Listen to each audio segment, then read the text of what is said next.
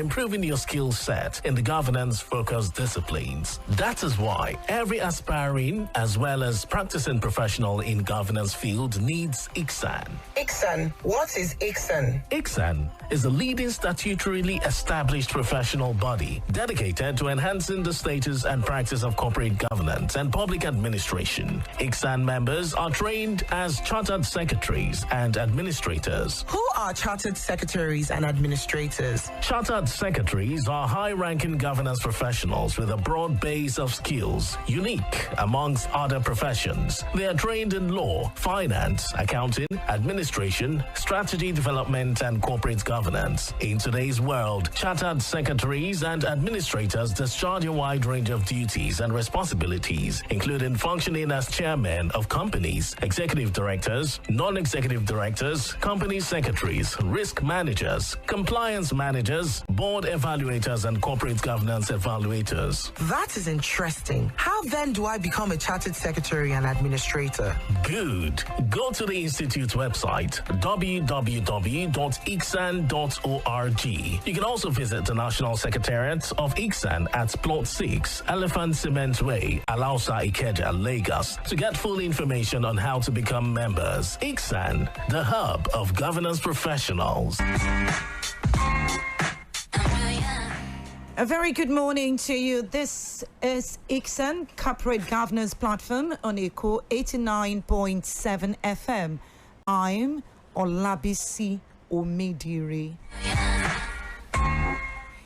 This morning, our focus is on shareholders' engagement and its impact on good corporate governance. My guests online is Mr. BABSEGUN ADEWUNMI, FCIS, Council Member, ICSAN, Member, Law Reform Committee.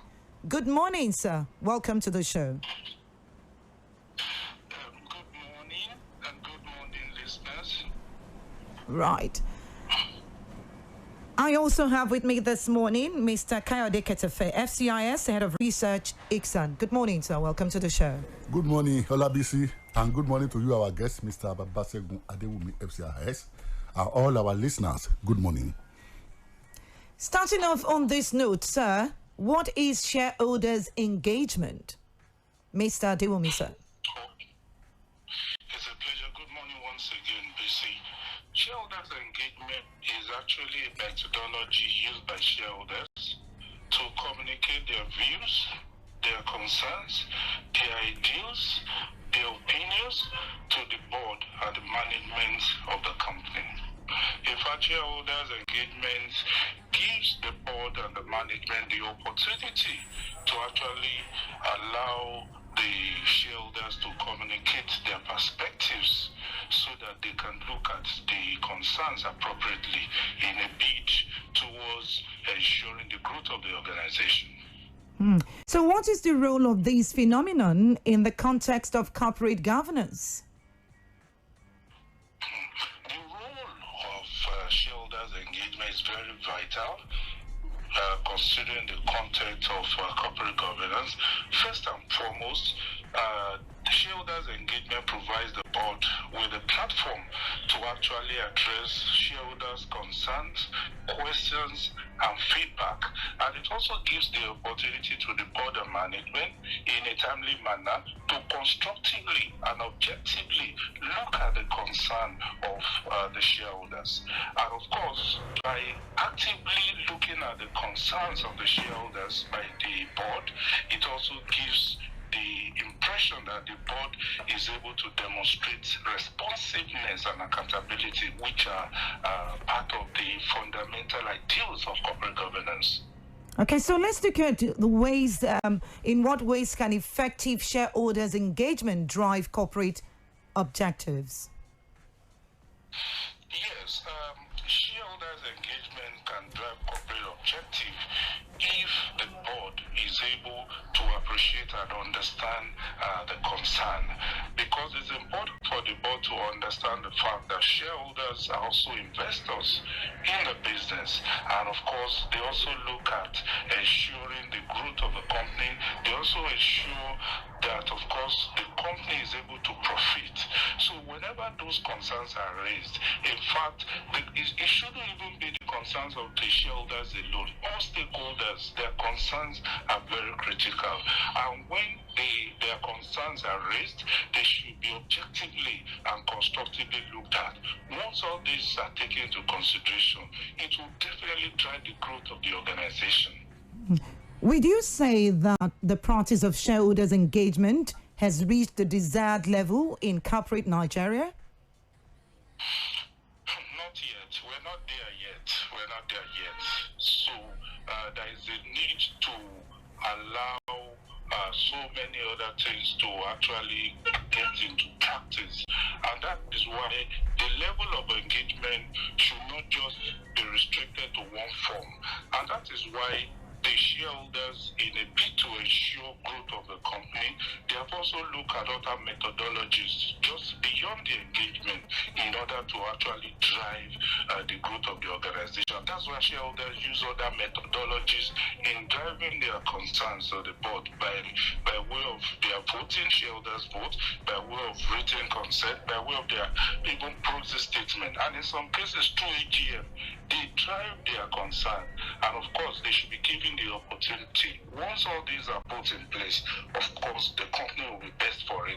And that's why there are other methodologies that are also used to drive their concerns, also include ensuring announcement on the company website, even one-on-one engagement. So when all these are enhanced, we'll be sure that the level of corporate governance in Nigeria will rise, and of course the country will be best for it, and our companies will be best for it.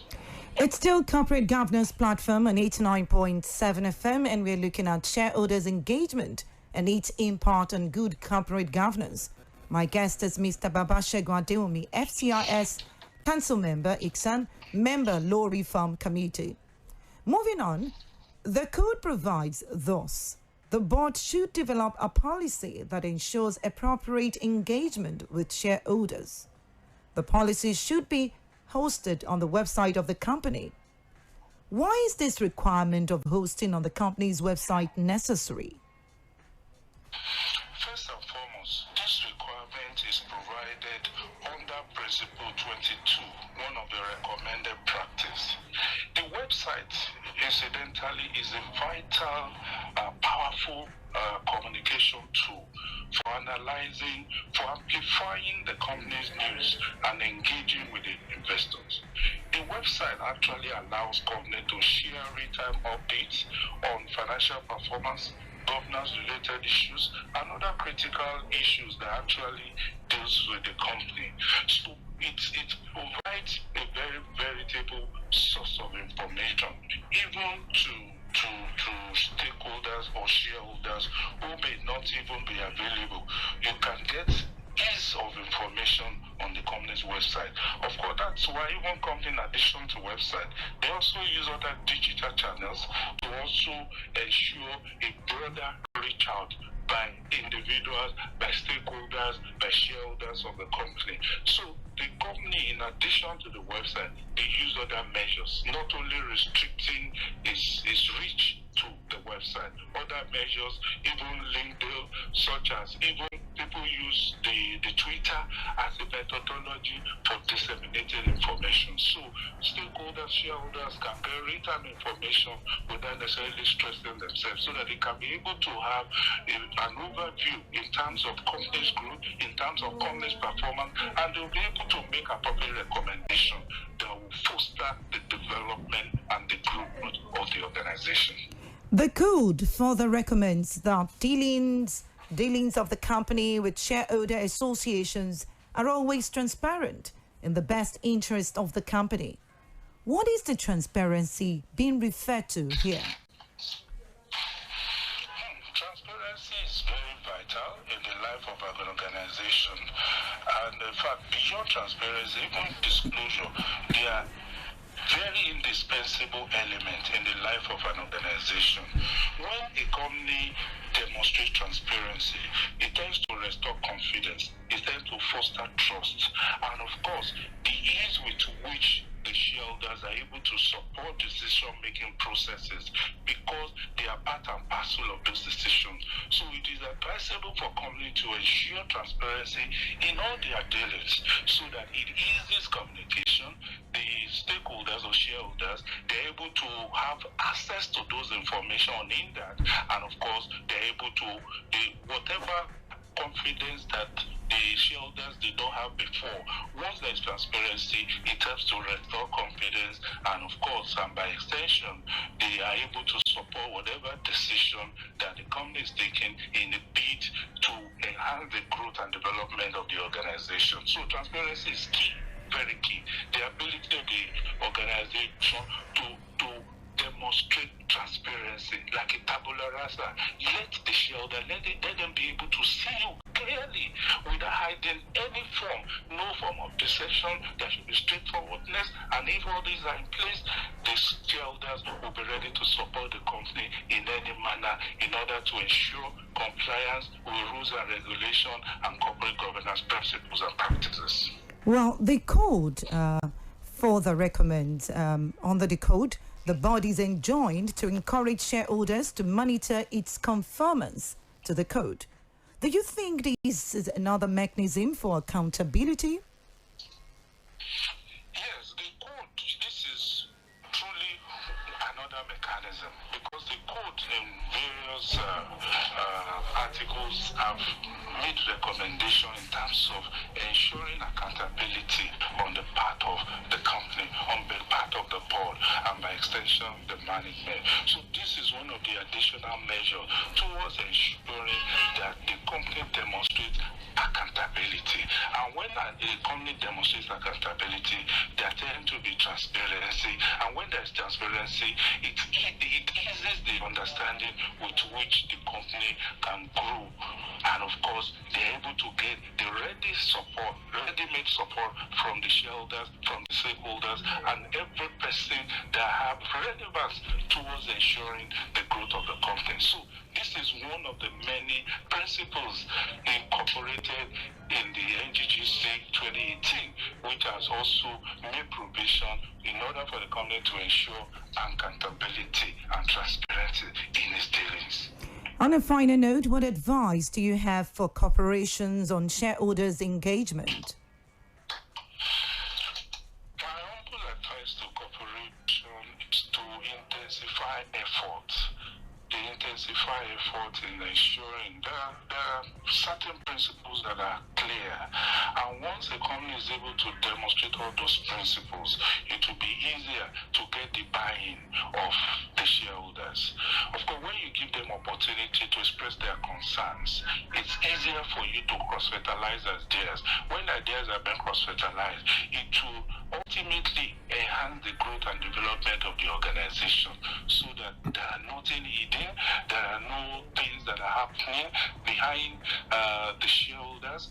They are aware of whatever development, and once they are aware, once they are carried along in all the policies, in all the principles by being orchestrated by the organization, it will be easier for the shareholders to support the company. And once there is support for the company, there is growth on the part of the organization, there is profitability on the part of the organization, and of course, all the stakeholders will all enjoy the company. So it's very, very critical.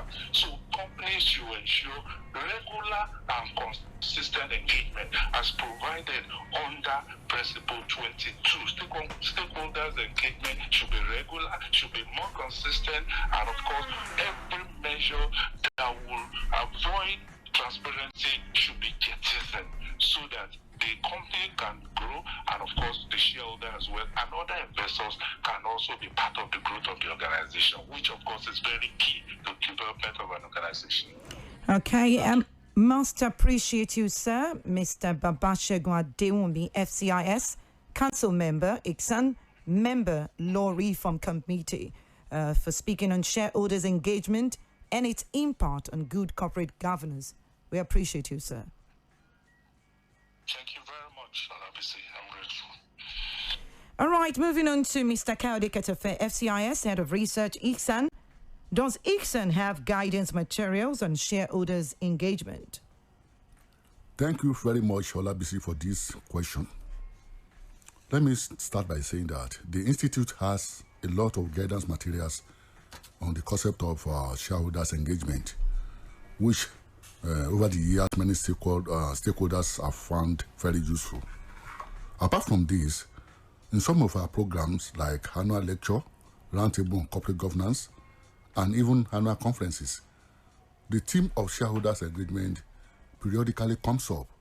And when communique are issued at the end of all these programs, they are usually laden with some useful and pragmatic recommendations on how to nurture effective shareholders engagement. Furthermore, the training department of the Institute also periodically organizes trainings on this concept. So a number of corporate entities have habitually reached out to the Institute to train their directors, their senior managers, and other members of the senior management team on the essence of the principle of shareholders engagement. Companies and other corporations and corporate entities are hereby enjoined to reach out to the Institute whenever they need specialized in-plant training for their directors and their members of the management team on the issue of shareholders engagement. But let me also add that they can obtain training from ICSAN not only on the issue of shareholders engagement, but on virtually on all issues of corporate governance, all topics on corporate governance. So for more information on ICSAN training, please call Akudazi on 080 37 26 6853. For more information on ICSAN training, please call Akudazi on 080 37 26 6853. Thank you for listening to us and have a pleasant day. Thank you so much, Mr. Kayode Ketafe, Head of Research, ICSAN, for speaking on that. On that note, we conclude today's edition of Corporate Governance Platform on Equal 89.7 FM. This program is sponsored by the Institute of Chartered Secretaries and Administrators of Nigeria. Do join in same time next Wednesday on this station for another edition. I'm Olabisi Omidire. Good morning.